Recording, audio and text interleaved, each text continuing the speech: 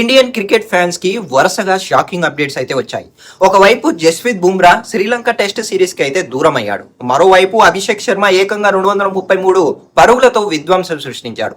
అంతేకాదు 2027 world cup కు Dinesh Karthik select చేసిన టీం కూడా ఇప్పుడు వైరల్ అవుతుంది. ఆ 4 అప్డేట్స్ ఏంటో ఇప్పుడు మనం తెలుసుకుందాం. నెంబర్ 1, పంజాబ్ లో జరిగిన 50 ఓవర్ల టోర్నమెంట్ లో యువ బ్యాటర్ అభిషేక్ శర్మ అద్భుతంగా ఇన్నింగ్స్ ఆడాడు. ఏకంగా 233 పరుగులు చేసి అందరినీ ఆశ్చర్యపరిచాడు.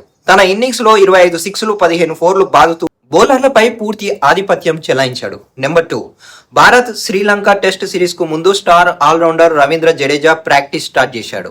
దీంతో అభిమానుల్లో మరింత ఉత్సాహం పెరిగింది. నెంబర్ 3, దిలీప్ ట్రోఫీ కోసం సౌత్ జోన్ తమ జట్టును ప్రకటించింది. ఈ జట్టుకు యువ స్టార్ తిలక్ వర్మ కెప్టెన్ గా సెలెక్ట్ కావడం విశేషం. నెంబర్ 4, భారత జట్టుకు భారీ షాక్ తగిలింది. Star pacer Jasprit Bumrah Sri Lanka test series కు దూరం అయ్యాడు. దీంతో అతని ప్లేస్ లో ఎవరిని సెలెక్ట్ చేస్తారనేది ఇప్పుడు పెద్ద చర్చగా మారింది. ఇక 2027 వరల్డ్ కప్ విషయానికి వస్తే టీమిండియా మాజీ ఆటగాడు దినేష్ కార్తిక్ తనకు నచ్చిన 2027 వరల్డ్ కప్ జట్టునైతే ప్రకటించాడు. ఆ జట్టులో రోహిత్ శర్మ, శుభ్మన్ గిల్, విరాట్ కోహ్లీ, యశస్వి జైస్వాల్, ఇషాన్ కిషన్, శ్రేయస్ అయ్యర్, కేఎల్ రాహుల్, హార్దిక్ పాండ్యా, నితీష్ రెడ్డి, కుల్దీప్ యాదవ్, అక్షర్ పటేల్, జస్ప్రీత్ బుమ్రా, మహమ్మద్ సిరాజ్, మహమ్మద్ షమి, భువనేశ్వర్ కుమార్లకు చోటు కల్పించాడు. అయితే మీరేమనుకుంటున్నారు?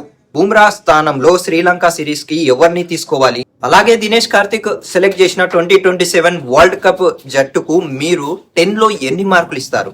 మీ అభిప్రాయాన్ని ఖచ్చితంగా కామెంట్ రూపంలో చెప్పండి. అండ్ ఇలాంటి వీడియోస్ కోసం, క్రికెట్ సెలెక్షన్స్ కి సంబంధించిన వీడియోస్, క్రికెట్ కి సంబంధించిన అప్డేట్స్ కోసం నా ఛానల్ ని తప్పకుండా సబ్స్క్రైబ్ చేసుకోండి.